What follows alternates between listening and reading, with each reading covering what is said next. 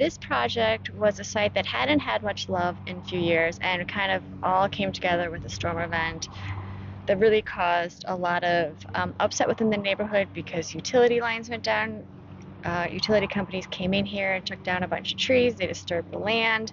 And I started getting all these emails and phone calls from residents saying, what is going on in the Robin Greenway? Their trucks, they're dragging trees away and they're destroying all of the vegetation. And there was about 40 people here, and they were quite angry with what was going on. So I met with Sarah, and she's like, "How do you want the restoration to look?" So, as part of this project, we took the opportunity, since there was a lot of kind of revegetation work to get done, to do some long term infrastructure improvements with the storm sewer, provide an access pass so that in the future, if there are these issues, it wouldn't rut the ground if there were maintenance vehicles that needed to come in. And then we also kicked this project off as a really nice woodland restoration project. There are a lot of great woodland plants here, a lot of great spring ephemerals, which is different than some of our other storm projects that require flood control or channel stabilization that has a lot of grading. This project had minimal grading, so we really left it up to the neighborhood to decide what they wanted to see for the future, for tree removals, for restoration, for native plants. And in the end, they decided on kind of a woodland restoration goal. One of the cool things about this project is that there were areas left undisturbed. And because of that, we have a lot of spring ephemeral plants that are coming back. For example, this particular species is called Virginia bluebells, which you might be able to see why.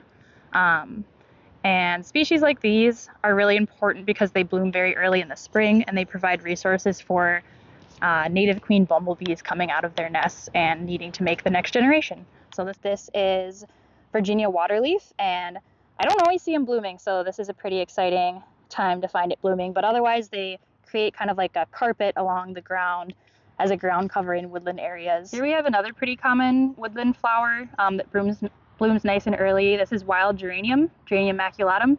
It's our native geranium. So now at this site, we have great plants that you can see. There's Virginia bluebells, we have mayapple, we have trillium and yellow trout lily. And so it's really a great little woodland restoration project in an urban area. I think the success of this whole project is that the city staff worked hand in hand with the residents, and they got a lot of community feedback, and the input kind of helped shape and design this. So I'd say this is a very successful project. It just shows how when you work with folks who live in the community and you get their input and you kind of value what their thoughts are, and then you also explain them what the city can do. There's only so much we can do in any given project, but I think that collaboration is what made this very successful.